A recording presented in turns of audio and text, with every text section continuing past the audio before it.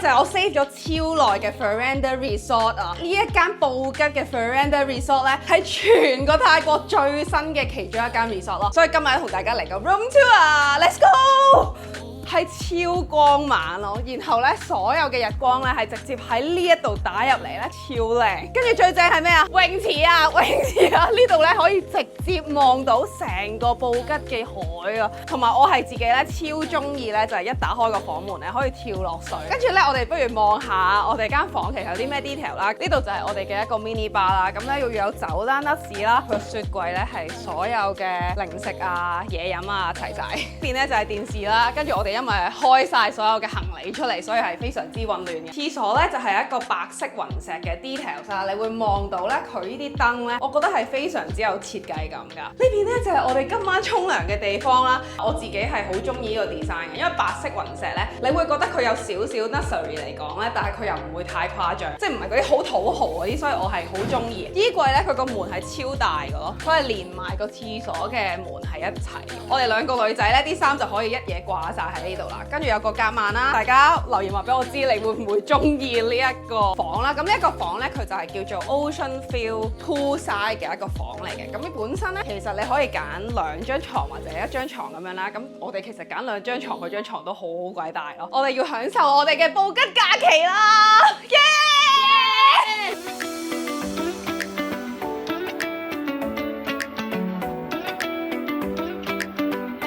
喺我後面咧就係呢一個酒店嘅私人沙灘，因為而家其實係一個日落嘅時間啦，所以咧你見到個天咧係有少少黃黃地啦，佢成個沙灘都係我哋嘅。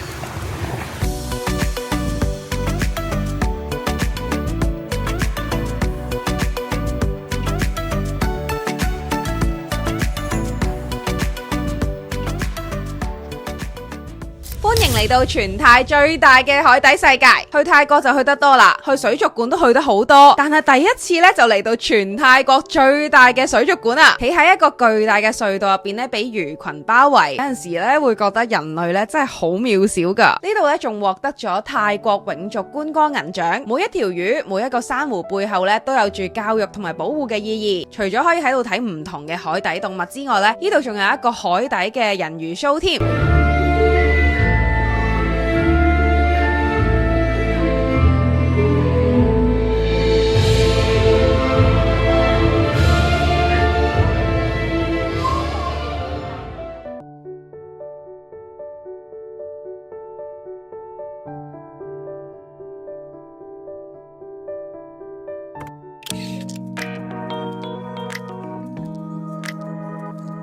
我哋7:05到咗間餐廳啊，而家咧係7:47，我等咗半個幾鐘，大佬勁肚餓，仲未有嘢食咯。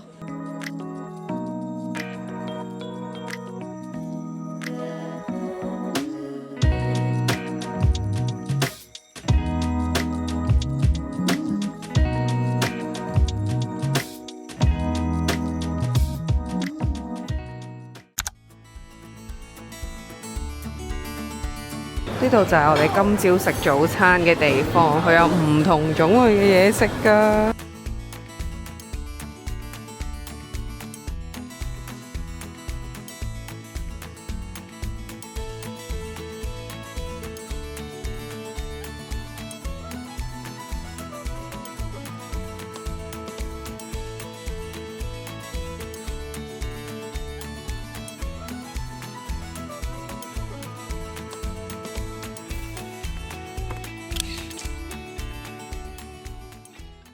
我已經係心跳加速啦，即係好似有啲冒汗嘅感覺啦。我希望我唔好喺上面瀨屎咯。我係一個度畏高嘅人。唔係咯，其實我覺得你玩完就話吓咁咋咁。我希望係咁樣嘅，但係要邁出個心理關口真係好難。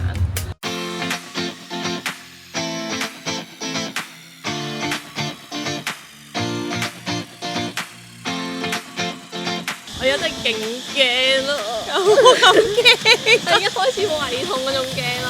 期待你一陣落嚟係話乜事都冇發生。而家我身上面着緊嘅呢係一盞支撐我喺叢林入邊穿梭嘅唯一工具啊！話俾大家聽，呢度呢就係泰國最大嘅 Zipline 公園啦！3、2、1，出發！ my god！ 你哋睇下，成片咧都係森林嚟噶。講真啦，我而家覺得我自己成隻泰山咁啊！我着住呢一堆裝備咧，就直接喺布吉島嘅森林入邊穿梭啦。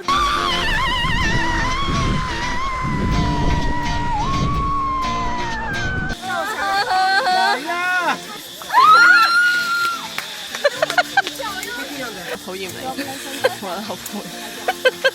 你知唔知我而家你話勁驚我都影到？死啦！好似好衰咁，你係好衰，我好似嗰啲咧蝦細妹嗰啲姐姐啊！係我哋嘅 Harry 小姐，等。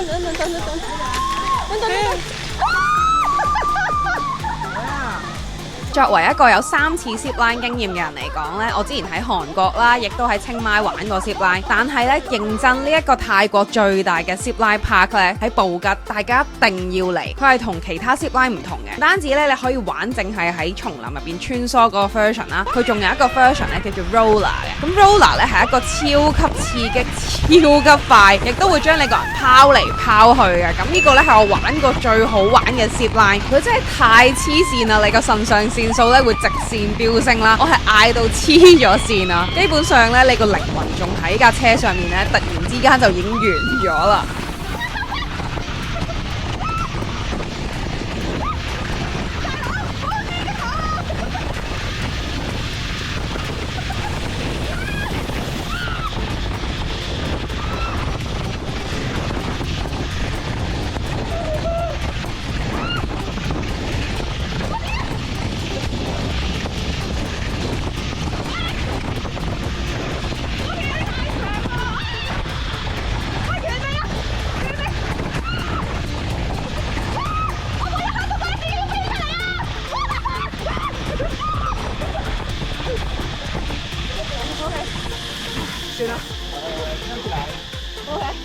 如果你好中意冒險嘅話呢，我覺得呢個絕對係喺布吉島必玩嘅 list 啊！大家記得 save 低啦。咁呢一個公園呢，佢係有包埋一個 lunch buffet 啦。我哋啱啱呢係兩個坐咗喺度撳電話，起碼撳咗3個字咯，因為真係太攰啦。諗住飲可樂啦，跟住喺呢度淨係揾到冰水啦，但係都唔理啦，照殺。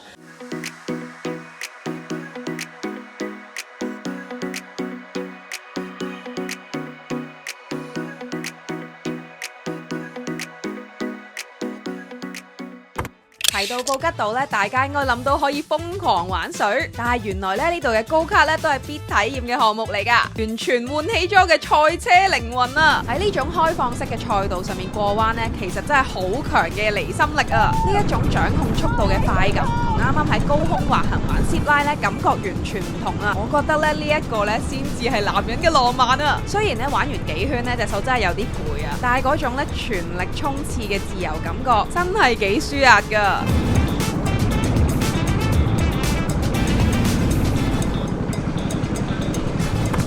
我哋就睇過水底嘅寧靜啦。咁如果將餐台搬上天空上面呢，以下落嚟呢個體驗呢，可能會令你非常之畏高。但係如果你去過呢，絕對係會令你畢生難忘啊！我哋而家呢，就喺布吉島50米嘅高空享用晚餐。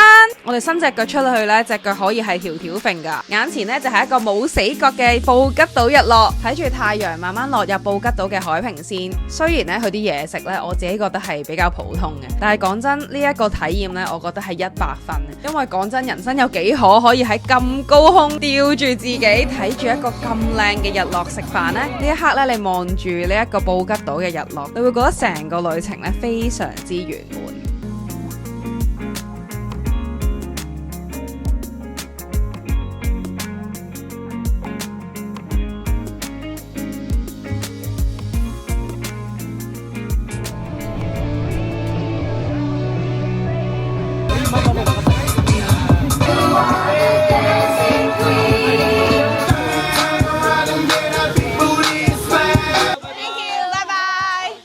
你驚唔驚啊？好驚！阿田靜其實係唔可以點樣望落去咧，因為一望落去咧，個人就會靜止咗咯。今日布吉個天好靚啊！但係其實就係食個景咯。係啊，個 vibe 都唔錯。咁你今朝我哋係8點半出發，係。想講啱啱喺車上面嘅時候咧，我發現我哋兩個斷片咁樣樣，話休息啦，即係一攤就得。係啊，真係好攰，一撞咗落我度咯個頭，我瞓着咗。我已經瞓着咗。係因為我真係太攰。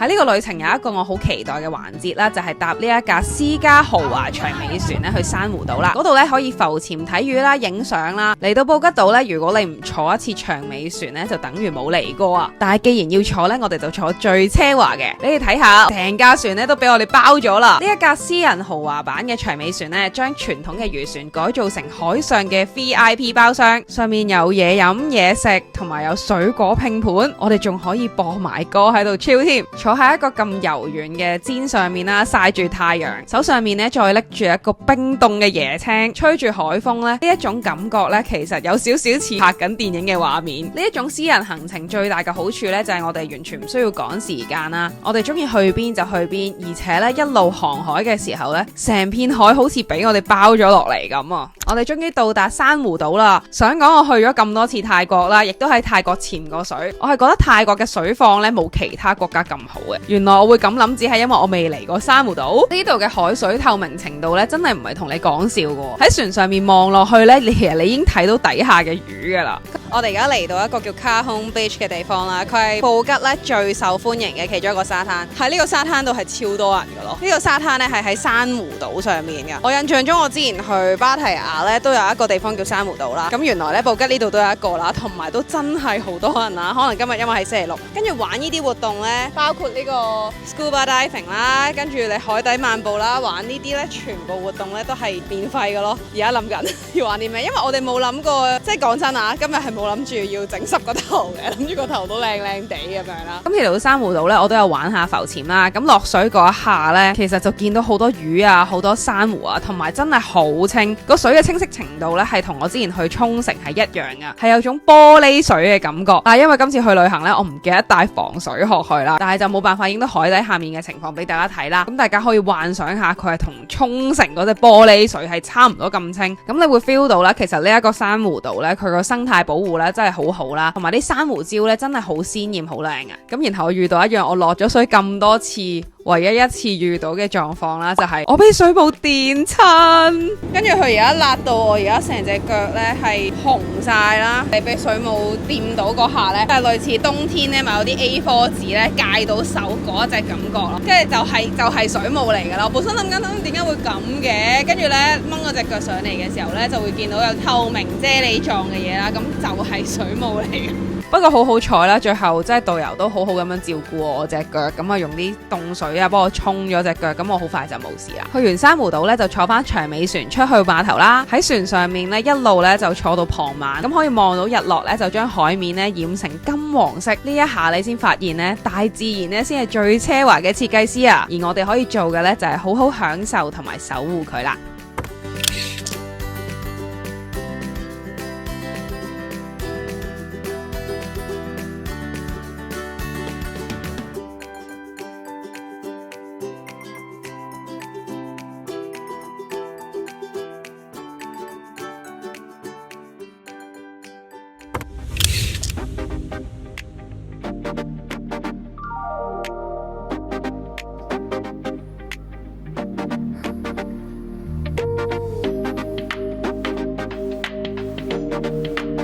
入到嚟呢度咧，你會發現連空氣嘅味咧都唔一樣噶。Sri Panya 咧唔單止係一個頂級嘅度假村，佢仲係一間認證嘅 CF Hotel 添。你會發現咧，呢度私隱度非常之高，而且好安靜啊，真係好適合嚟度假或者叉下電噶。喺呢度咧，除咗可以享受180度無邊際成個海景嘅泳池之外咧，酒店咧亦都同時利用緊雨水回收系統咧去灌溉呢一片森林啊，同埋咧佢都透過咗數位化咧去減低紙張浪費。以前咧覺得咧奢華就係一啲物質嘅堆砌啦，但係住喺呢度咧，我先真正發現咧，有時真正嘅奢華咧，其實係喺唔傷害環境嘅前提之下，安靜咁樣欣賞一場日落咧，甚至可以見到一啲稀有嘅鳥類喺身邊飛過。呢一種同自然共生嘅平靜咧，先至係最貴嘅享受啊！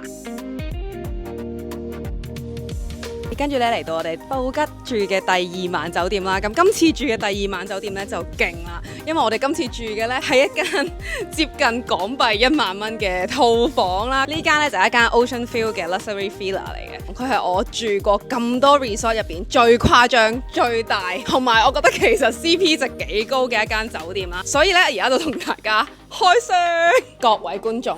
我哋重要嘅嘢放喺前面好冇？就係呢一個180度無邊際泳池兼海景。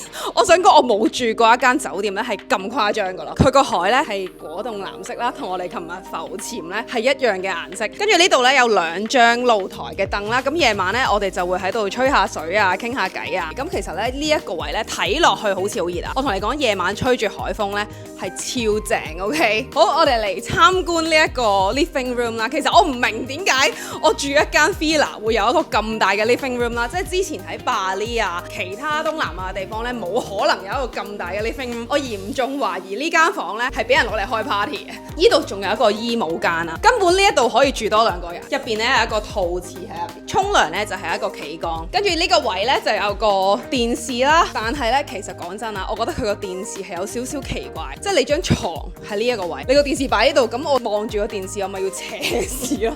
但係anyway， 其實咧就算啊，唔係呢個主人房啊，係一個客廳嘅位置，呢一個位咧都可以望到180度嘅海景，超誇張。我哋琴晚咧瞓得超級舒服啦，今日一定要同大家講啦。咁呢個咧就係我哋嘅主人房啦。我想講佢個床係超巨型咯，雖然我哋一齊瞓啦，但係我哋完全係唔會掂到隔離嗰個，因為我哋有對比啊，住咗2間酒店。上一間酒店咧，我覺得佢嘅床褥啊同埋床鋪係硬啲嘅，但係呢個咧係瞓得腍啲，瞓得舒服啲嘅。好，行落嚟呢度係真係180度望到一個海平線嘅一個海啊，跟住咧呢一個位就係一個超大嘅一個 sofa 啦。咁佢呢度有2個洗手盆啦，我哋女仔咧就唔使爭啦。跟住呢個咧就係琴晚如果有睇我條 reels 咧，就係浸完呢個士力架嘅巴風嘅一個 jacuzzi 啦。其實講真有少少攰咯，即係未試過做 room tour 做到有少少氹到。跟住呢一個位咧，其實就係沖涼房嚟嘅。咁但係入邊有個功能咧，就係可以焗桑拿。佢除咗入邊有沖涼房之外啦，呢度仲有一個 outdoor 嘅沖涼房。如果你中意露天唔着衫沖涼嘅話咧，非常啱你。我係有啲驚啲昆蟲啊，通常喺度沖涼咧就會有好多昆蟲，同埋比較熱啦。好啦，咁呢個就係我哋喺布吉咧會住2晚嘅酒店啦。個人嚟講咧，其實係幾中意呢個酒店嘅。我自己係一個好中意海嘅人啦。咁如果我喺酒店有一個咁大咁 private 嘅泳池，我都唔需要出去嗰啲 main pool 啦。其實我覺得係嚟 honeymoon 啊，或者同朋友啊，成班 friend 啊，如果租一間咁大嘅 villa 咧，我覺得係會幾正幾 chill 咯。同埋最緊要係我哋琴晚喺度住咗1晚咧，其實呢度係算幾靜。夜晚望上個天咧，係會睇到星星。我哋琴日問個 staff 啦，如果你淡季嚟咧，佢話好似2萬零匹，即係可能5000零蚊港紙咁計埋稅咧，我估應該6000蚊就已經租到一間咁大嘅 villa 啦。我自己覺得咧，呢一間 villa 係我住過入邊最正、最值得，亦都係最抵嘅一間 villa，因為其實你真係咩設施都有咯。我哋今日全日都冇出過去，就係留喺度咯。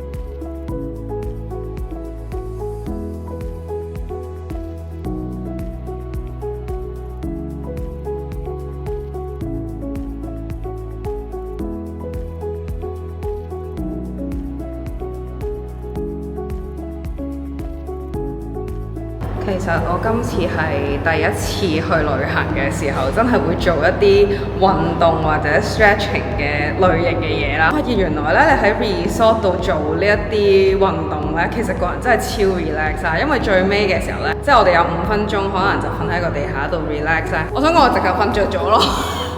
因為其實咧，你做呢一個運動嘅時候咧，你出邊係望住咁樣嘅景色啦，或者你其實係一個森林入邊，好爽！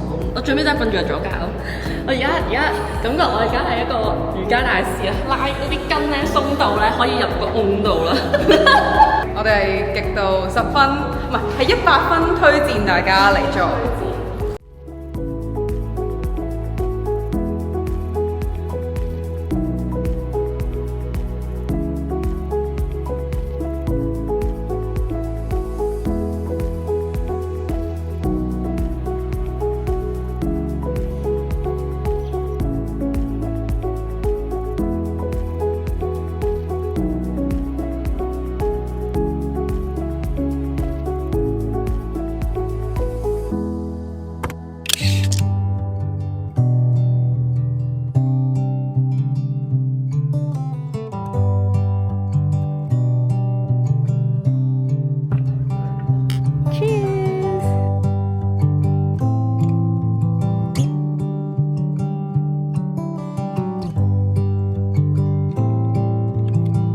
我建議大家其實可能可以 book 6點啦，咁你6點呢，就嚟到可以見到唔同階段嘅日落，唔同階段嘅日落呢，佢都係唔同顏色啦。